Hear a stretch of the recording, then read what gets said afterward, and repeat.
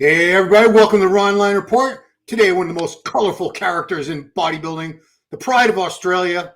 Please welcome the one and only Lee Priest. How are you, Lee? I know we're going to mention at the end of the show, I'm going good, Ron, how you, but that Euro Muscle show, I'll be there. So Matthew, keep sponsoring this show because I'm going to be at that show. So sponsor Ron a bit longer, Matthew, because I'm coming to the expo there. And then actually also because Giles is I'm doing a European tour. So I'll be going through probably Romania and that, going to go to Dracula's Castle if anyone's interested. And Giles just told me today I'll probably be, it's looking like I'll be at the Prague show, the Pro show, Evil's Prague show as well. So wow, right on, right on. I always want to go to Dracula's Castle.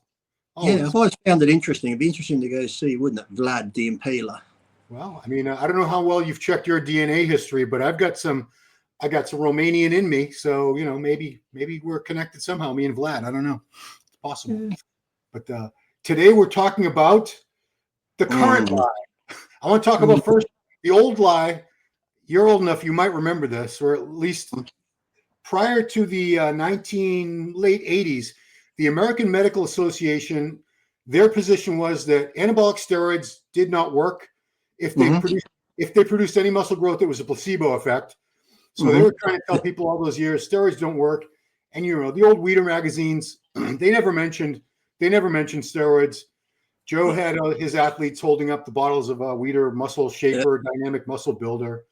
We didn't even start talking about steroids in the magazines until I think it was both Muscular Development and Muscle Media 2000 were the ones that really started doing that in the 90s. Which wasn't a bad thing, because I think every now and then I think Muscle and Fitness or Flex might have had a small little topic on it, which was a good thing, because to me it's almost like we've shot ourselves in the foot. Yes, it's good to be open about it and try and tell kids don't use too much, even though they don't believe it, which we'll get into. But it's like a double-edged sword, because we've been so open about it. Now we get labeled the most steroid users when we know NFL, every other pro sport uses it. But guess what? They don't fucking talk about it. It's like, we know it's in this sport. Let's all stop talking about it. It's like, as we get into it, because like I said, knowing what Ronnie took or Dorian or myself, it's not going to fucking help you. What I took or what they took is not going to help you. So why do these young kids so obsessed on what was your cycle? What was your cycle? Then you tell them he's fucking lying. I'm like, you're a liar. Like, I mean, here's a good analogy.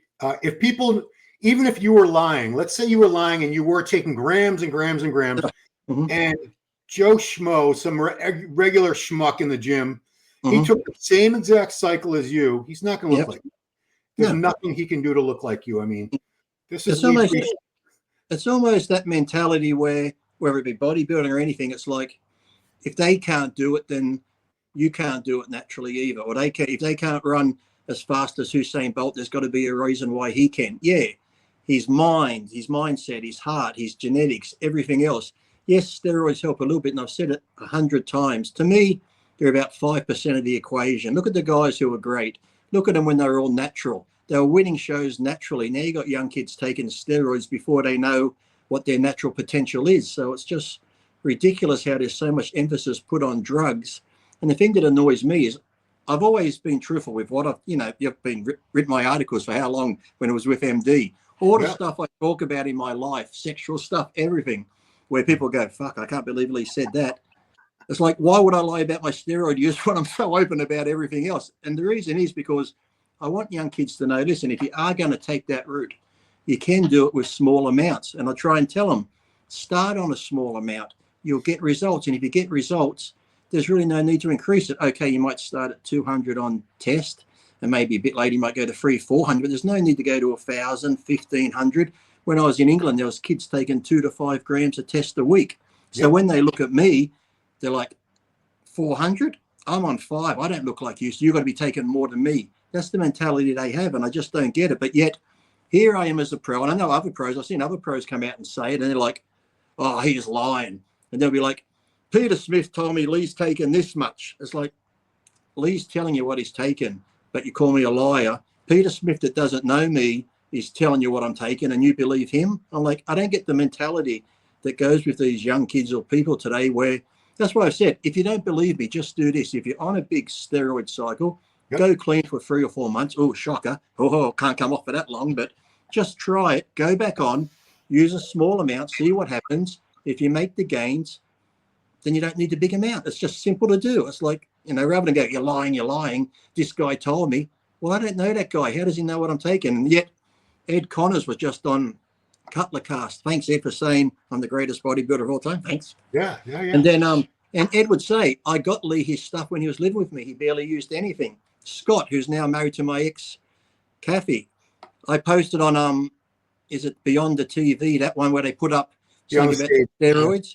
And I said, I tagged Scott, tagged Kathy and that, and Kathy come on there and wrote a big thing saying, yes, when I was with Lee, I'd laugh because women took more than Lee. You're getting it from the horse's mouth. Scott, who I used to buy it off, he used to tell people, Lee didn't buy hardly any shit from me. I remember when there used to be the Ironman, the Arnold, and the San Francisco, 16 weeks of dieting. The most I spent on steroids was close to $1,000. That was it. Wow.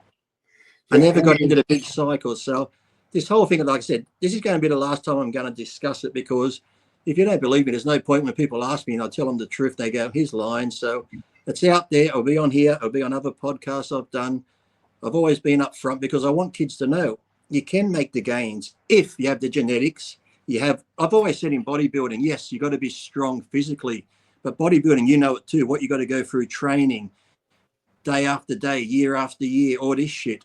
The strongest thing you're ever going to use in this sport is what's up here, not the muscles, it's what's in your head. And if you haven't got it up mentally to go through it all and think, like when I was off the gear, I never thought I couldn't do it, where I know people like, I can't go heavy now because I'm not taking anything. If you have that attitude, you're going to go fucking nowhere.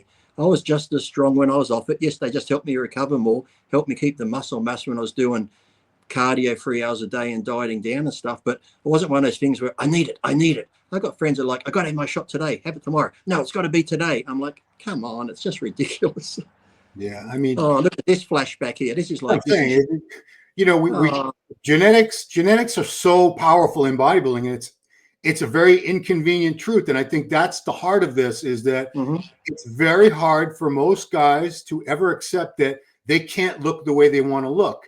They want an excuse like, well, if I had the drugs, if I took as many drugs, look at you at 17, still natural at 17 here, right?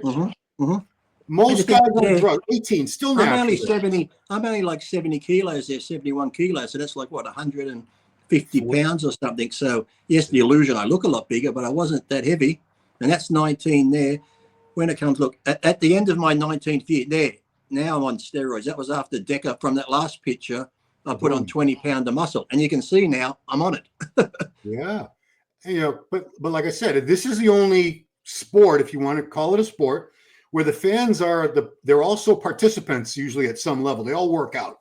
There's not too many couch potatoes that are fans of bodybuilding. So, you know, people watch soccer. They see someone like Cristiano Ronaldo, the highest paid athlete in the world. He made $260 million last year. They understand. Similar to Samson. Samson made but you know, they understand, the fans who watch him understand that there's something special about him. They could never play soccer the way that man plays soccer. No matter how much they practice, how great coaching they had, there's no drug that could make them play, because that's athletic ability. It's funny you pick soccer, because it would have been in the 90s. I'm not sure if you can still find it now, but Sports Illustrated did a big thing on steroids in sports. Bodybuilding was number 8 on the list of steroid use. College kids was number 4. You know what number 1 was? You just said it. Soccer players. Soccer. Wow, no way. But no one thinks that, because they're not muscular. They equate steroids with muscles. I've seen you've seen it too, when natural guys at the gym, they could be lean and muscular, not huge, but just muscular. People get steroids. It's like, no, he diets down. He trains hard. For some reason now, steroids and muscles have to go together. You can take the average person, he gets a bit of muscle and gets abs and that, he's on steroids. No, he's just fucking dedicated and trains hard. And people don't want to believe that. Like you said, they're looking for an excuse to why they aren't where you are. And the sad thing is, and I've said it before, when young kids go, I want to be pro, I want to do this. I'm like, listen, if you train right, you eat right, you get your sleep in, you got the genetics, before you even touch a drug, we've all seen it. You could have 4 mates go to the gym. They all train the same, eat the same. One of them who has the better genetics will just start growing. Everyone's like, we must be on the juice, because look at him, he's growing, we're not.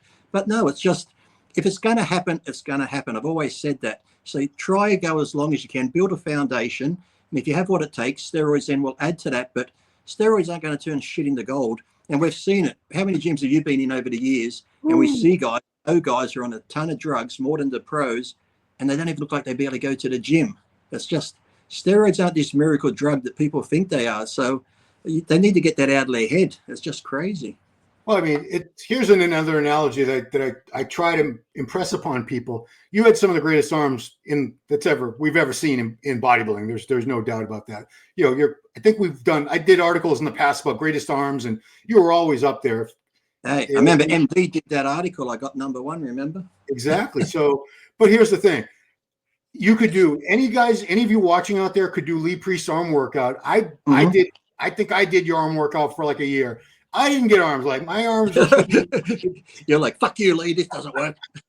So it's a similar thing if you have the genetics to look a certain way, which very, very few people have the genetics to look like you and Samson Dauda and Ronnie Coleman, Derek Lunsford, Marcus Rule, you know, you are genetic freaks. You're 1 in a million or 1 in 100,000 or something. If you don't have those genetics, you're never going to be able to look like this, no matter how much you train. And it's you could look at it as a defeat. Oh no, I'm never going to achieve my dreams. Or you could just say, I could be the best version of me I can be. My old training partner, Richard, there, missing me, sadly committed suicide. Great guy. Wow. You know, that's the thing. How many of us used to do Tom Platz's leg workout? Did we get legs like Platz? No. It's like, and this is the thing too. It's like, that's why I tell people, listen, you know, I've said it 100 times. I've said, I think, in articles. I got friends that play tennis and golf. They do it because they enjoy it. It's fun. If something came of it, great. But they're not going, hey, Lee, I'm doing tennis. Next year, I'm going to take on Nadal and Rafael. It's like, but for some reason, every guy that goes into a gym and lifts a weight thinks they can become a freaky pro bodybuilder. It's like that shouldn't stop you from going to the gym, because if you're not taking the steroids and you are eating clean, training, that's a good lifestyle. It's a healthy lifestyle. So just go be the best you can be. And if you do have the genetics and you can go further, you start doing some little shows naturally before you can take the gear, and you do well, just keep progressing. And then if you get to that point where, okay, like I did, I'm going pro now, time to get on the shit, because people have always said, if your genetics were so good, Lee, why'd you have to take steroids? I'm like, because all those other guys' genetics were that good, they were on them. So for me to keep up, sadly, I had to go on them too. So, but until you get to that point, I don't get it why these young kids are all on it. And some of the shit they take, the trend thing, and I just shake my head when I read the amount of trend these kids take. I'm just like, you're crazy. I mean, I love my analogies. They're not always spot on, but I say, because they start off on trend now, these kids. That's the first thing they use is trend. But to me, that's like saying, I've never done drugs or I've never had a drink of alcohol or drugs in my life, but give me some of that crystal meth. Give me that fentanyl. That's what I'm going to start on that. And did you find, just like I used to take Anadrol the last few weeks before a contest, where I wasn't really eating much because I'd lose my appetite from the Anadrol anyway, but it kept me nice and full and that. But when I read these comments from these young kids, I'm taking tren, I'm so irritable, I can't sleep, I got no appetite. I'm like, why are you taking a drug that makes you feel that shitty? Because if you're not sleeping and you're not eating, you're wasting your time taking the drug. You can train all you want, but if you're not doing the other shit, you're not going to grow. So for a drug, like I said, I took it 4 times, tren, and the last time Cappy can tell, I was with her in the bathroom, had a shot, and I didn't get the cough. I mean, I got like I got stabbed in the chest. It was that painful. It was like bang. I said, you know what? I'm never touching this shit again, because it gave me a scare like fucking hell. I'm like, I'm not going to put this shit into my body if that's how it makes me feel. That's why I don't understand. If you're taking a drug that makes you feel that bad, get off it. There's many other things you can take. So why is this trend all of a sudden become this wonderful thing that it's the drug you must take? It's ridiculous. I have my theory on why trend became so popular. I think one is the name. It's a very catchy name, trend. I blame Mike O'Hearn. Michael, I thought you were going to say Michael Trend, but you didn't. So good for you. Another reason is it's very fast acting. It's usually, most people get the acetate version, so they're going to feel something within a few days. They're going to start. You know, you don't hold water, but you do gain strength and size fairly rapidly on it. And you know, you're a young kid. You want to be huge yesterday. You don't. You know, you're telling kids build a natural base, train for a few years. Like, few years. I know. Fuck that. I'm not training for a few years before I do steroids. You're out of your mind. But yeah, I mean, it's a quickly, you see the rewards rather quickly with trend, is what I'm saying. It's fairly cheap. People can make their own. They brew it at home in their bathtub. Yeah, I mean, that's good. That's always I good. remember a guy I used to train with. He was making his own. He's like, "You want some?" And I'm like, "No, I'm good." I mean, I don't know if you're. I don't think you have a lab. You inject it in. You're like, this smells like fucking bubble bath. Where'd you make this? I want to show you. I want to show you Nick Walker, because anytime I bring up genetics, people like to say, "Well, Nick Walker had bad genetics, and he's proof they that." say that about Dorian. Remember, they say Dorian had bad. Look, Dorian mightn't have had the prettiest shape. Some people might not like Nick's shape, but when it comes to building muscle and shit, they have the fucking genetics. Okay, it's like. So there's Nick Walker right there. You see his progression. 18, because they always want to show you his 18-year-old picture when he did his first show. He was over dieted. I remember interviewing him, and he told me, my coach had me on like 1,000 calories a day, 2 hours of cardio. He was natural. He lost like 30 pounds of fat and 30 pounds of muscle for that first show. So that was not an accurate representation, but you can see the muscle bellies. You can see the shape and everything was there. Then look at him at 19 right there. That's a year later. Yeah. Boom. He's on drugs. He's not being over dieted. He's double the size. Yeah. So if you guys have been on drugs for a year and you've been training and eating and you haven't doubled in size, you're never going to look like Nick Walker.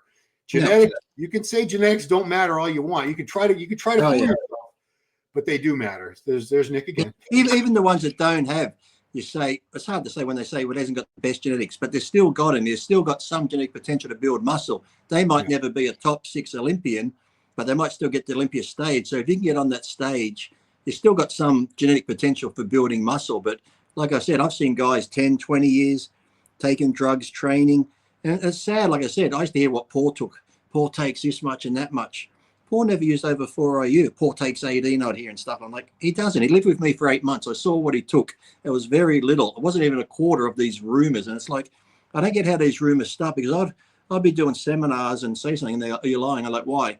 I heard you took this. I'm like, I'm the guy taking it. I'm telling you what I'm taking. Well, such and such. I said, who's that? I don't know the guy. So how would he know?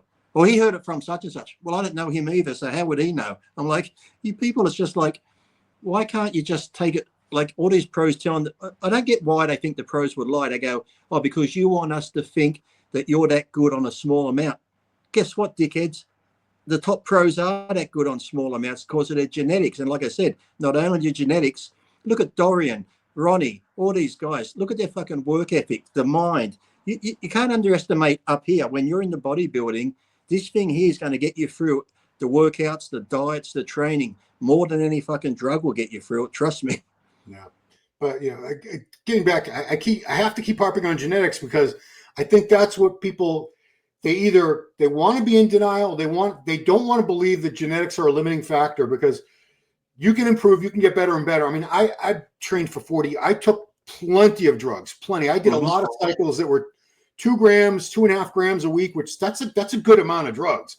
For anyone to say that's a low amount, it's not. 2 grams. Well, I think I added up because I take like 400 a test. People go bullshit. I'm like, no. And then I'd take like maybe 1 mil of stanozol or Winstrol every second or third day. So you add that in, 30 milligrams of Danabol a day. I'd probably be barely touching on a gram or just over a gram of my shit combined. And people go, oh, but it's like, no, it's like, and I've always said, if I took more, I'd tell you, I'd say, this is exactly what I took, 10,000 grams or fucking 2 grams or 5 grams, because I've been such an open book. But I want people to know, if you are going to take that route, start small, because young kids now, they'll start on 800 or a gram. So in their mind, their next cycle, well, I did a gram first, I got to go 1,200 this time. It's like they keep going up and up. Start small, you'll see the gains you make, and then just do another small one if it works. If after a year or two it's not working, maybe bump it up to 300, then 400. But when they start so high and they just keep going up and up, I'm just like, and I won't believe you, because you'd know too, being around as long as I have in the sport, some of these amateurs or people who don't compete, when you tell them they're taking more than the pros, they're like, oh, bullshit, them pros are taking this and that. And I did that Tom Platz video. How long ago were those Tom Platz videos done where Ronnie, Chris Cormier and I, they were all had their faces blacked out? Yeah, that was like 20 years ago. Yeah, and the voices distorted. I was the only one that said, Tom, I said, don't distort my voice. Don't black my face out. I'm going to be honest and sit there and let kids know what I'm using. I'll just let people know what I've taken. I'm not hiding who I am. So I was the only guy on the video series who didn't disguise himself. So I've never run away from the thing and that. And I remember Trevor from Nuclear Nutrition, rest in peace. Yeah. Trevor, great guy, massive guy.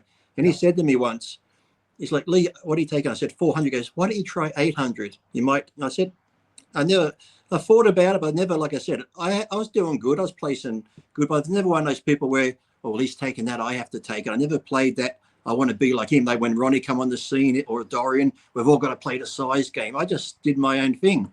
I went to 800 for a couple of weeks, and I can honestly tell you, I swear on my mother, I felt shit on 800. I felt like crap, and that. So after a few weeks, I went back to 400. I felt great again. Training was better and stuff like that. So I just don't get why. Like I said, they'll believe some idiot. We're going to have pros that have been there and done it, telling the honest truth, but they'll believe some guy who just has a YouTube channel, barely trains, sits there like nothing against him, more plates and dates. Some of the stuff he says. He did one on me once. So he did one on me once about my cycles, and he goes, "This is what Lee says he does." Do I believe him? I'm not sure, but if that's what he says and that, so you get people like that, and it's just like there's so many people out there who are around the sport. They're not really into it, but yet they're calling us liars and, oh, I'm going to doubt him on this. It's like people say about Mike O'Hearn. Lee, do you think he's natural? I'm like, I've never seen him inject anything. Until I see him do it, I'm going to take him at his word. Maybe he could be on TRT now, but Mike was never one of those people. Like you see me at 19 when I just turned 19, then at the end, you can see the 20 pounds. Mike hasn't really gone from this to boom. He's always been consistently the same, you know, so whether you could say, well, but he probably took him just to get lean. Did he or didn't he? It's like, but what gets me is, what does it matter? What does it matter if he is or isn't? What does it matter what I'm taking or anybody else is taking? Worry about yourself. It's like, as we said, what I take doesn't work for you. And as you said, the arm thing, I could say barbell curl are the best to make my arms grow. So people go, I'm going to try that. But you might go, you know what? I feel dumbbell curls better. Then that's great. Do dumbbell curls. You got to find what works for you. We're all built different. Our leverage points are different. Our muscle attachment sites are different. So just because someone does one thing and goes, well, fuck, that gave him big legs, I'm going to do the same. It ain't going to be the same. So everything's individual in this sport, and just find what works for you. But that's why I say, if you're going to do it, start small. And I guarantee you, if you have everything else, a small amount will work. You know, if you're a good, like a hyper responder, they say, it's going to work. And another thing, as you know, when we come off, we come off. In our day, there was no bridging, blasting, cruising. We'd come off for a couple of months at a time, and I'll just eat like a pig and get fat. My strength came from being 285, eating like a pig and just lifting heavy weights like a power lifter. And then when I went back on, I think that's why I responded so well, because I go from eating whatever I wanted, no gear, to eating clean, cardio and gear. The body just turned on like that. It's like anything. You stay on a diet so long, your body becomes used to it. You do the same training routine. You stay on gear for it, never come off it, your body gets used to it. So coming off and going without it, not cruising, people, totally off, and then going back on, your body will respond a lot better. But they think, oh, did you ever have to when you train with people? I go, let's go heavy. I can't. Why not? I'm not on anything. I'm like, if that's how you think, you're going to go nowhere, because these guys, when they're on it for some reason, they clean up their diet. They don't miss a workout. They're so focused. Oh, I got stronger. I got bigger. Now they've come off it. Oh, I'm not on it now, so I can't train hard. They miss meals, and then they lose size. I'm like, if you come off it and you still train just the same and you eat the food and that, you might drop a couple of pounds from fluid, depending what you're taking, but you shouldn't go fucking down to nothing when you come off to gear. Yeah. I mean, the way it was explained to me when I started using gear in the late 90s was I was told to do a cycle of 10 to 12 weeks and then come off completely 10 to 12 weeks. Yeah. Same amount of time on and off. And I didn't question it. I just said, well, that makes sense to me. And that's the way I did it for years and years, on, off, on, off, on, off. Yeah. And, that's like me, because at the beginning of the year, I died 16 weeks. So I'd be on it for, maybe those 16 weeks. Or the last week, I'd stop taking anything, because I take like this, maybe still Nolvadex and half a diuretic or something last week, but I'd come off all my shots, because, when you're that lean, you can still get a bad shot. That when you get on stage, if you've got a lump, it stands out. So I'm not taking any shots the week before a show. And then I'd be off. If I qualified for Olympia at the Ironman, come the beginning of March, I'm off till I start dieting the end of July, get ready for the Olympia in September or whatever. So I had a good time off at just eating and getting big. But like I said, when you say that now, you never come off, you stayed on it. We never did. There was no such thing as cruising and stuff. I was like, never heard of.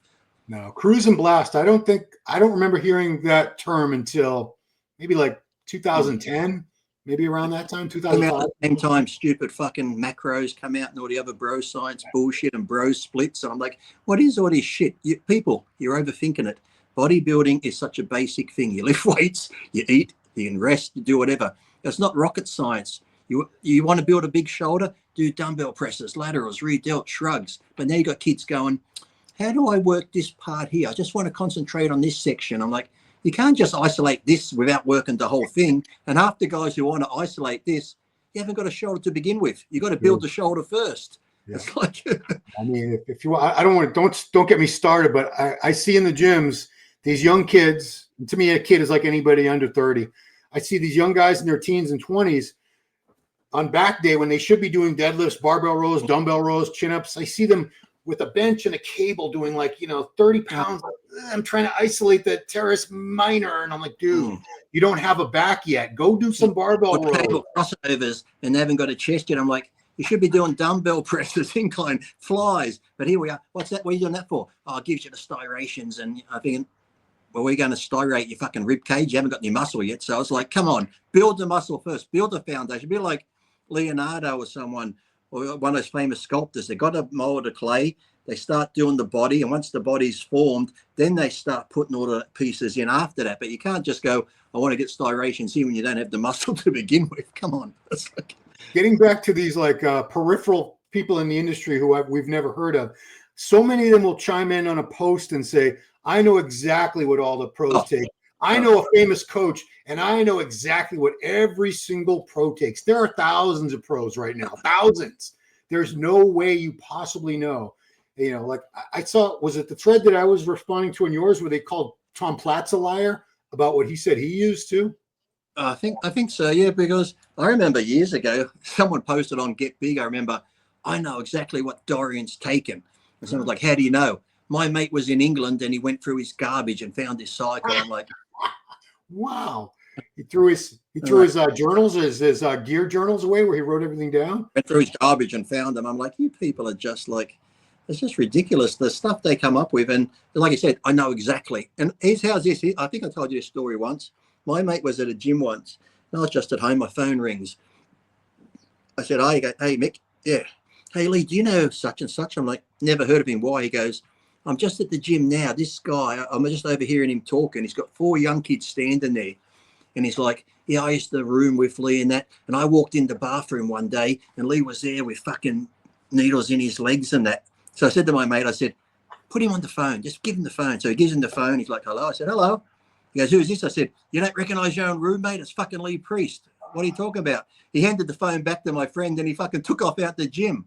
But this is what I'm saying. If my friend hadn't have been there, this guy's telling this made up story of, I don't even know him, but he's telling these young kids, he lived with me and he caught me shoving needles in my quads in the bathroom. I'm like, it's like, how fucking dumb's that?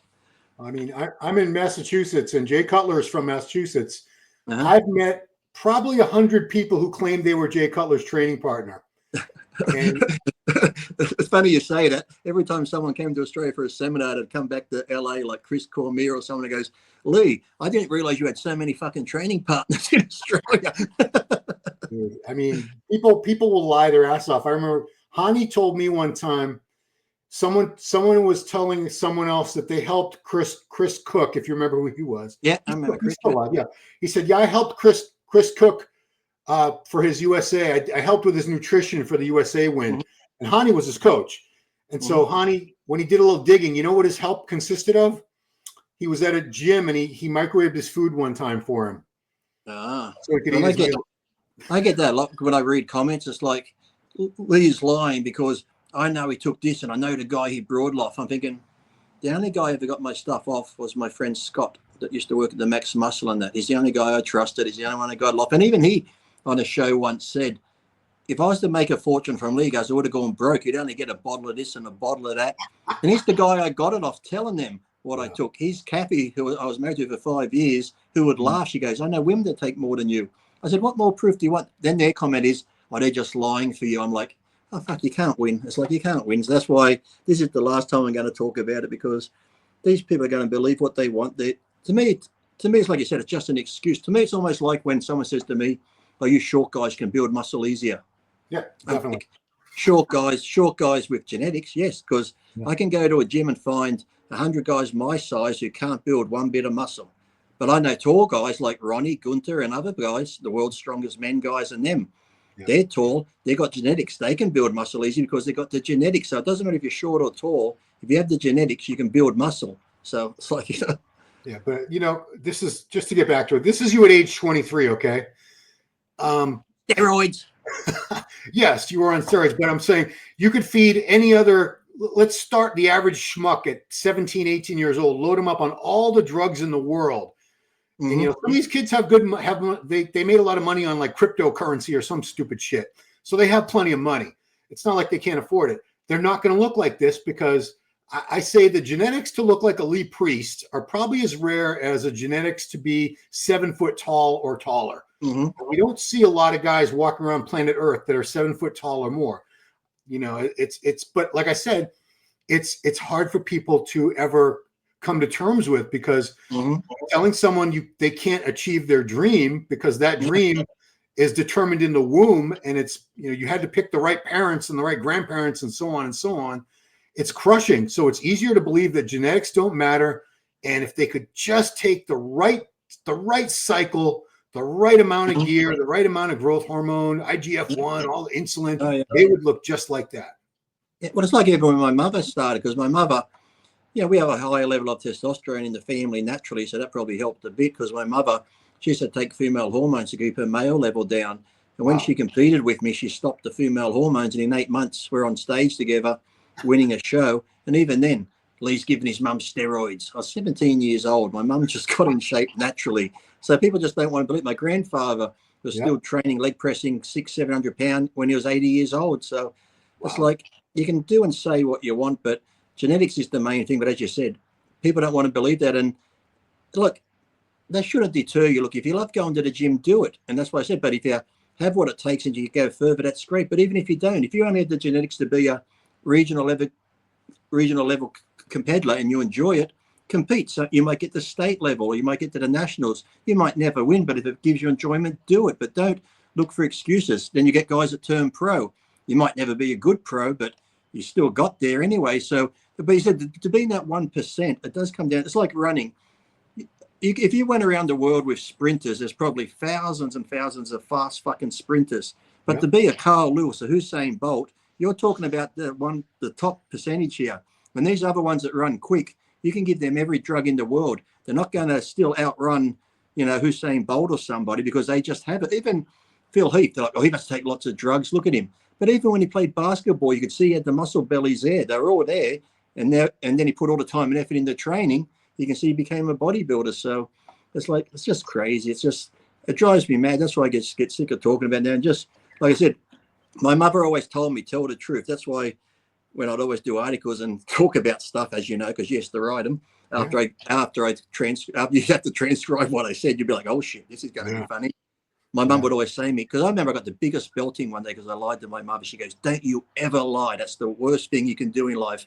So I hate it when I get called a liar. It doesn't offend me, but I just get like, oh, fuck. And even when I used to do those articles, Mum would be like, that was a good article. She goes, I know I told you never to lie, but maybe you don't need to be that truthful. I'm like, but Mum, you said always tell the truth. And I always found if I tell whatever I did sexually, even like I said, with that threesome where the guy blew me and stuff like that, it's like, well, why would you say it up for? I'm like, because it happened. But imagine if that guy come out and said, I was in a threesome like years ago and I blew Lee Priest. I'm like, I put everything out there so no one can ever fucking hold anything over my head. I'll tell you what I did and where I did it and stuff like that. So it's like, hey, I'm not hiding nothing. I'm an open book. So you don't need to say I'm lying. If you want to know something, just ask me. But you can't get upset by the answer and call me a fucking liar, for God's sakes. Yeah, I mean, just to put a cap on this genetics thing, another component that you mentioned was responder, how well you respond. Because like I said, I trained out I was at this, I belonged to the same gym in Pasadena for 8 years. And we all Pasadena. But that reminds me of Lonnie Tepper when you say Pasadena. Lonnie went to that gym. I saw Lonnie. Did you ever go to Tui's restaurant with Lonnie? I did not. No. Oh, that was a good. The best pies, like the cream pies and all that. Like Boca de Beppo, some Italian place. He always. Oh, that was a good one. We used to go there after the Ironman. That was a good place. Yeah. Oh, that was a good Italian restaurant. Oof, now I'm hungry. Actually, 96 Ironman we're looking at right here, but. No, the point is we all bought our drugs from the same couple guys. And a lot of times we would just pool our money, and like one of us would just get the drugs for everybody. We'd go to the guy and give him a couple $1,000 and okay, so here, Joe, here's what you ordered. So we all knew what everybody took because we usually bought as a group they would give us a break in price and stuff on gear if we bought enough. Yeah. So some guys would respond so much better to moderate doses, and other guys I knew were on massive doses and they just got bloated and zits and losing their hair. And, you know, the lie being told now is that everybody will respond fantastically to high amounts of drugs, and it's just not true. You know, I kind of wish it was true, because then, geez, anybody could look like a Lee Priest or Ronnie Coleman if they just took enough. But it's even like the whole roid rage thing. It's like, I never got roid rage. I remember sometimes I get annoyed when I'm dieting, only because I'm like, fuck, I don't want to eat chicken again. I want a hamburger. So I'd get mad at that. I would never go off the handle, because I said, if roid rage was a thing, it's like anything. You can get happy drunks, or you get people that drink too much and they want to beat the hell out of everyone at the bar.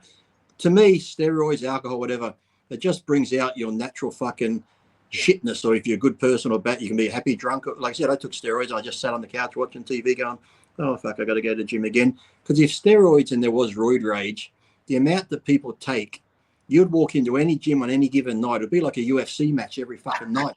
You people are taking, everyone would be fucking raging all the time. Get off the fucking machine. Get the fucking bucket. Like, that's just fucking bullshit. It's like, you're an asshole. You're an asshole. You take drugs, you're a bigger asshole if it affects you that way. Like, you can drink and become a bigger asshole because you're drunk. So there's so many myths out there. And I was just talking about that not long ago, of that movie Magazine Dreams. Yes, it's great they did a movie about bodybuilding, but they couldn't have picked on every stereotype more if they fucking tried. The roid rage, wanting to kill someone, beating up the girlfriend, the gayness. It's like, you fucking touched on every stereotype you could, rather than say, you know, why couldn't you pick something good about the sport? Yes, there's the dark side to it, but that's only a small percentage of it. You know, it's like, you could do the Sean Rodens or the Sampsons and stuff like that. Their story, where they've come from a hard background and worked their way up, been in the military, did whatever, worked the construction job for Sampson, and he got through, and this was his dream, and he achieved it without the roid rage, without taking a gun to try to kill someone and all this bullshit. It's like,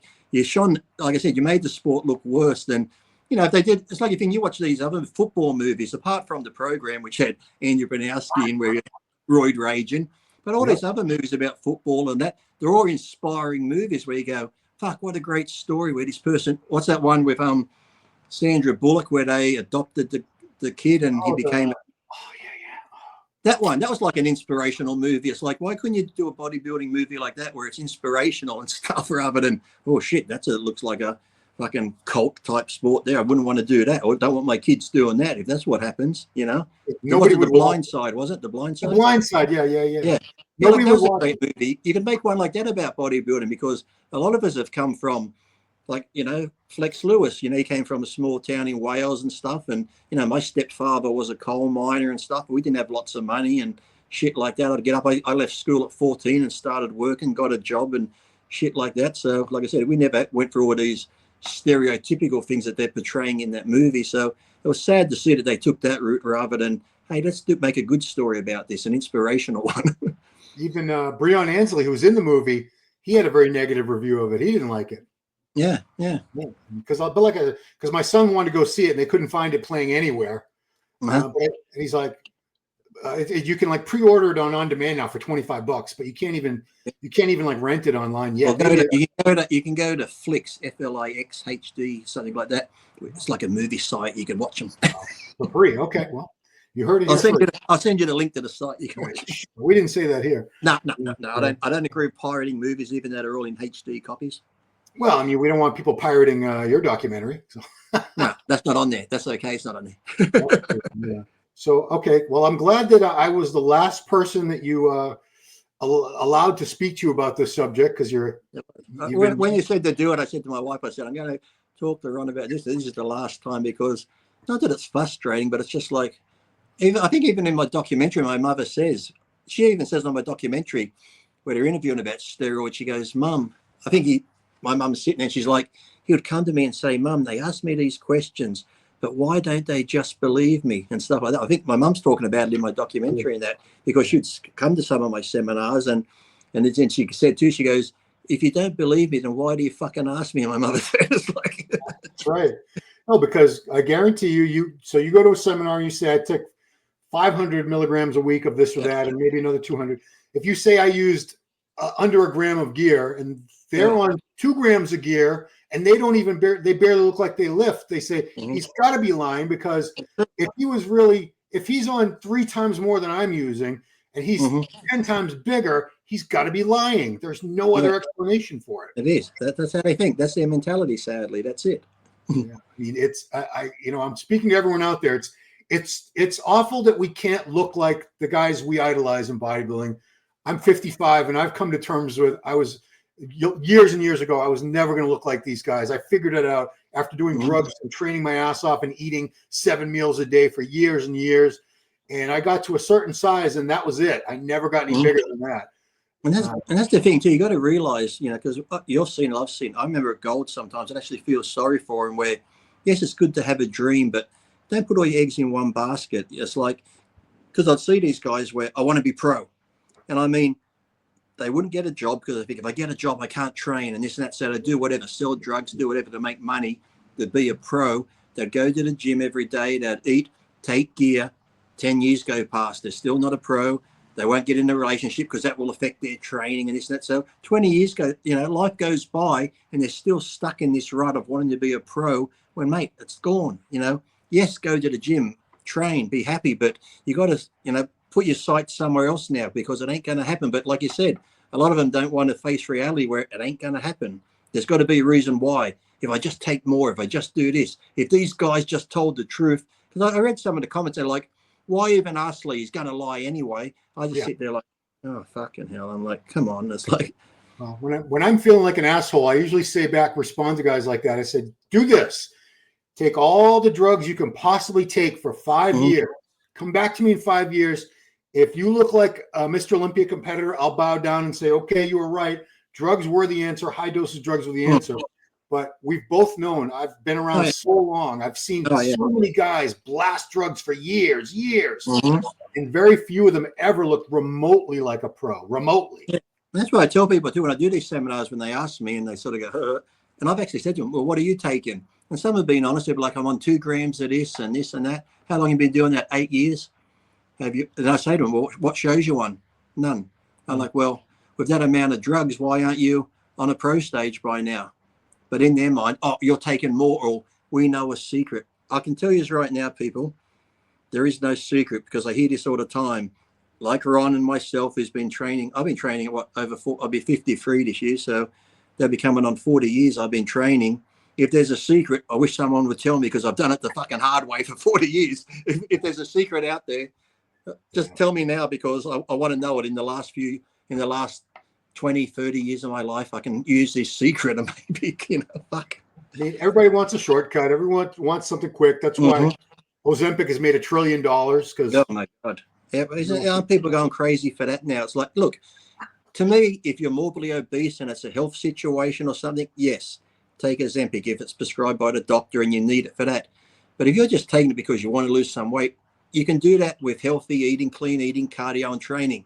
Yes, it might take longer, but you know what? That's the fun of it. You don't want anything that comes quick is never worth it. Anything that's just handed to you is not the same as busting your ass, working hard for it, going, you know what? I achieved this. I did this myself. Yes, okay, training with the steroids, that helped a little bit, but it's not like I said, but I was already winning shows from 13 to 19. I won the Mr. Australia. And like I said, a lot of those pictures you see me, even when I was Mr. Australia winning, I was still a lightweight. But because being compact and the muscle bellies I had, I just looked, I looked a lot heavier than I was. What do you weigh in this picture? I'm like 150 pounds. I think when I first competed with air, it would have only been, I think in my first contest, hold on, when it comes on stage here, hold on, when it comes up. 13. There. I was like 48 kilos there. So what's that in pounds? 100 pounds. 100 pounds soaking wet. There you go. And I think by the time I got to 14, even when I was 15, I think I was only like the next picture here when it comes to 15. Because I remember I used to have a little book I wrote down and, like my weight, my little diets and stuff. And I'd put down my body weight. So I have to find that book somewhere. I think one of my old training partners, I gave it to him. Oh, no. When it comes there, see at 15, how much do you think I weigh there? Looking at it quickly, what do you think I weigh? I'm going to say 130 pounds. I was 52 kilos. 52. So, geez, about 115, 110, something like that. Mm-hmm. Yeah. So that's what I tell you. It's all an illusion. On there, that's the universe where I placed second. That's where I first met Milos, 1989, at the Carlos Rodriguez Mr. Universe. Oh, I was only 70 kilos there, so that's like what, 150 odd pound. Yep, that's all. Yep. Wow. And once you went to gear, you said you put on like 20 pounds the first year, right? Yeah, because 19, that there at 20, I looked like that when I was 19 at the end of my 19th year. So you can see the difference. Wow. Yes, Panda, I'm talking right now. That's my cat. Yeah, I mean, like I said, it's awful, guys, that we can't all look like these specimens, these genetic freaks. But why can't you just enjoy training and improving and being a better you? You can get better and better and better your whole life. Yeah, and that's what annoys me, because bodybuilding, look, apart from the steroids, as long as you don't abuse them, but even who's to say 400 isn't dangerous? But to me, taking 400 seems less dangerous than 2 grams. So, sure. But the reason I get so annoyed is because there are so many young kids in this sport, and I tell the truth. I want them to be like, look, if you are going to do it, please start on a small amount. Don't go crazy. I'm not saying this because I think I'm better than everybody else in that. I want them. It's like if you're going to give advice to someone, like when I used to do car racing, they'll teach me how to go into a corner, brake early, get on the accelerator quicker. If I went, oh, fuck you, I know what I'm doing, I'd crash into a wall. I know how to go into the corner fast. So why don't you listen to people that have been there and done it? We're not lying. Sure, maybe there's some out there that might lie and shit, but the majority of the pros out there are telling the truth. So if you are going to go down that road and do it, start with a small amount. And I guarantee, hand on my heart, you're going to make gains. So if you started on 200 a test, next time maybe go 250, 300. But like you said, they're all starting on a gram of this and something else. So next cycle, 1500. So that's the main reason I always told you, because they're going to take it no matter what. It's like if you're young, don't drink, don't do drugs. Kids are going to go, oh, fuck you, mum and dad, I'm going to do it. So if you're going to do it, start on a small amount. That's why I even said, use it or take it now. The people out there who are on this huge cycle, come off for a couple of months, go back on with the small amounts, train as hard, eat the food, and I guarantee you're going to make the same fucking gains. I used to tell people, the only one who benefits from you taking 2 grams, this and that, is the guy you're buying it off because you're buying a shitload of drugs. He's the only one who's going to benefit. Oh, there he goes. Oh, you're back. We're losing him. Well, he said this might happen, guys. So, am I still here? Yeah, you're still here. Well, hello. I think I'll wrap it up before we have any more mishap. Hello. Yeah. Can you hear me? Oh, go on. Hold on. I'll have to come back in. No, you're there. I see you. Hold on. I think I got locked out. No, you're there. Hold on. I can hear you. No, now I lost him. All right, guys. Well, he's going to come back and I'm going to say goodbye to him. So like I was trying to say to him, I tell people all the time, if you don't start off on a small amount, you'll never know that a small amount could have given you good results. So I'm just pretty much reiterating what Lee said, but I say this all the time. I've been saying it for years. Start off on a small amount, see how you do. Next time you can use a little bit more. But if you start out on a massive, massive dose, you'll never know if the smaller amount could have given you the same results or better. So that's it. I think he's coming back. He's coming back. Add stage. All right, Lee. Well, sorry about that. Like every time I'm on a podcast, can somebody tell me when I'm on my phone how to block calls when I'm on the phone? Because airplane mode. You got to put it on airplane mode. Yeah. Yeah. Well, so anyway, what was I saying? I was going to wrap it up because we're getting towards an hour anyway, and you've been very generous with your time. So this was the final conversation. The young kids, if you're going to do it, start on a small amount. That's why I mainly do it, because I said I love to see young kids get into it, because I got into it, like I said, at 12, 13. It can be a great thing if it's done correctly. And to me, like I said, maybe taking steroids, any amount isn't the best thing to do, but it's like anything.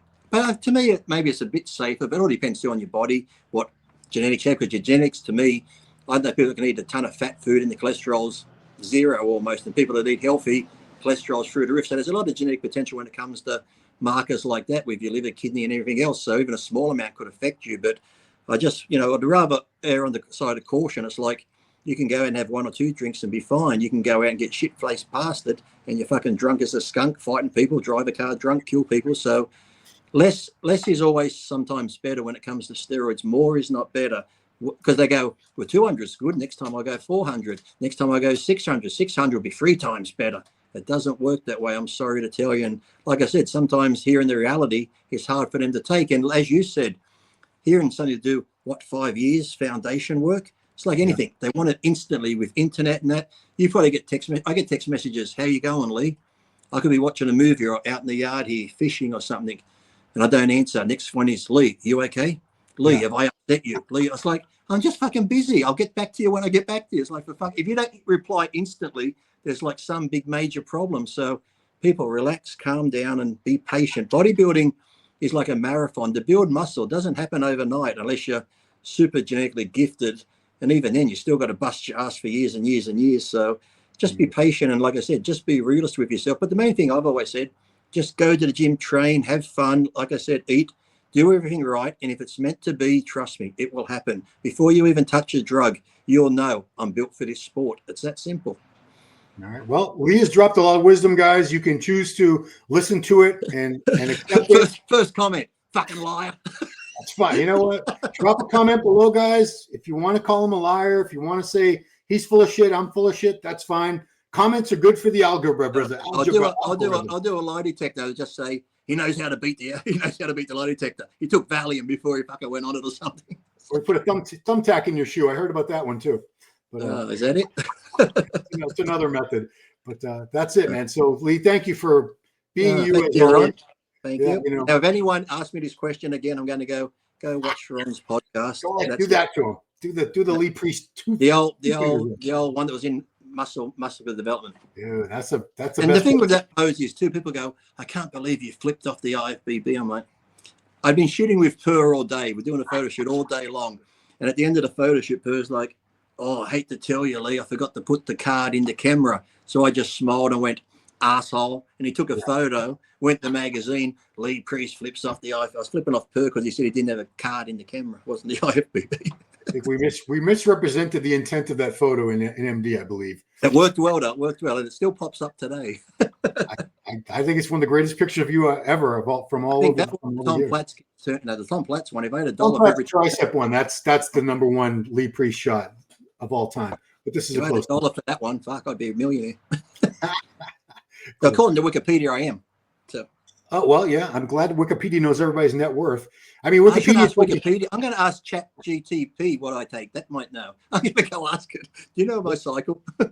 Wikipedia told me Robbie Robinson had died, and I went and made a video about it and got. Well, I did a thing and I took it down too, because the only reason I did it too was because Rick Valente and all those people posted. I'm thinking, well, shit, they know him well. They're at Gold's Gym. They all know him. Like his close friends posted. I'm thinking, well, if anyone knew, they would know. It's right. Like, no, that's I got pulled into the same trap because I know Rick knew him, and then I saw Lee Haney post. I'm like, well, I guess it's real. I guess he's dead. And he's still kicking. That might have been an intentional hoax on his part. I heard that. I heard it might have been a bit for publicity. So we'll never know. He's never going to cop to that. So all right. Well, bodybuilders, fucking liars. I mean, Lee Priest is a lot of things, guys. He's a lot of things, but he's not a liar. I've known this guy a long time, and he's painfully honest to his own detriment sometimes when he probably would have been better off lying, but he just can't. My mum always says that to me too. A lot of times I could have just not said anything at all, but I'm like, Mum, that's not me. That's not who I am. So if someone asks me a question, I'm going to answer it truthfully. So love him or hate him, he's not going to change, and that's why I like that about you. You never sold out. You never changed who you were or pretended to be someone you weren't all these years just to try to be popular or successful. You see is what you get, like me or hate me. And like I said, I think I get a lot of people that follow me just because they hate me too. So well, I've always said your haters are your biggest fans half the time. So hey, the haters. The haters are the ones who check your posts more than anybody else. So, well, now what'd he say? What'd he say now? Liar, prick, I hate you. It's like, I did a post today about that thing, and I said, if you hate someone, why do you follow them? It's like, do you watch? I said, go watch Little House on the Prairie. What's that? You don't like it, so you don't watch it. Then why do you follow people you don't like? I said it, how I respect tennis players. I might watch Wimbledon or something, but yet I don't follow Nadal. And when he's on his Instagram, go, you fucking suck. Your backhander across the court is the most pathetic fucking thing ever. It's like, I said I respect him, but I'm not going to follow him just to abuse him. I don't get this whole who has time to follow people you don't like just to talk shit? It's like, go find something you like that gives you inspiration or motivates you, rather just spew hate to people you don't even really like. I'm like, why follow them? It's like, there's a lot of miserable people out there, Lee. I think we know this. Sadly, yes. All right. Well, that's going to wrap it up, guys. So drop a comment below. You can love Lee, whether you love him or hate him. Tell me what you thought about the interview, what he had to say. Appreciate you guys' feedback all the time. And Lee, appreciate you doing this. Your last interview talking about this. And don't forget the Euro Muscle Show. Where is I it? will Right be there. there. So, Matthew, keep sponsoring this podcast. It's a great podcast. We might have to go out for a special cookie between the show, between the rounds. Oh, those cookies. That'll be, yeah, okay. Round cookies, We'll do a yeah. podcast after the cookies. It's actually not a bad idea. I think it would be hilarious. It would be, wouldn't it? Imagine what I'd say then. Ooh. I mean, I'd probably just sit there like a zombie, but we'll see. You'd be like, Lee, put your clothes back on. Put your clothes back on, Lee. So yeah, guys, that's it. Euro Muscle Show. Matthew, appreciate the sponsorship. You're going to see Lee Priest there, Ronnie Coleman, Kevin Leverone, Samson Dowda, tons of other big celebs are going to be there, guys. So if you can manage to get your ass to Amsterdam, July 12 and 13, it's going to be a great time. I'm really looking forward to it because I haven't seen Giles since 2020, early 2022, 23 Arnold. No, 22. It's been like 3 years since I've seen Giles. Well, that was that funny when I did that tour with him because he did the big write-up. That I'd been almost 20 years since I did the first tour with him, and then I went back for this one. I said, he wrote such nice things about the first tour. I said, I can't wait to see the wrap up on this one. Yeah, no, that was The Giles is just like, Lee, you've just got fucking crazier over the years. Yeah, I mean, I was looking at the photos and stuff from the dinners and stuff. Looked like you guys had an amazing time going all over. It always ended with a bottle of gin and stuff, so you could imagine how that went by the end of the night. And Giles, once he has wine, if you've been around Giles when he's had a few wine, it's all over. It's all right, well, let's see if we can recreate that in Amsterdam. So, easy. All right, guys. So, Lee, thank you so much. Thanks everybody for watching. We're on Land Court with one and only Lee Priest, and that's it. We'll see you next time. Thanks for watching.